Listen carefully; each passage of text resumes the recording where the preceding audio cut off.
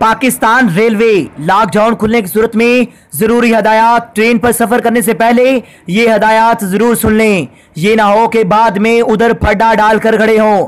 Ticket घर और booking office नहीं खुले होंगे, ना ही ओपन टिकट मिलेगी। बुकिंग सिर्फ ऑनलाइन होगी। ट्रेन रवानगी से 24 घंटे कबल ऑनलाइन बुकिंग भी बंद हो जाएगी। सिर्फ बुकिंग वाले मुसाफिर ही स्टेशन में दाखिल हो सकेंगे, बाकी लोग स्टेशन से बाहर रहेंगे। मुसाफिर अपने मास्क, साबुन और दस्ताने अपने साथ लेकर आएंगे, वरना ट्रेन में सफर ना कर सकेंगे। याद रहे कि स्टेशन पर कोई स्टॉल वगैरह नहीं खुले होंगे, इसलिए मुसाफिर अपने खाने का सामान साथ लेकर आएं। हर बोगी में 78 की बजाय 60 मुसाफिर सफर कर सकेंगे। बिजनेस क्लास के रूम में 6 की बजाय 4 मुसाफिर होंगे।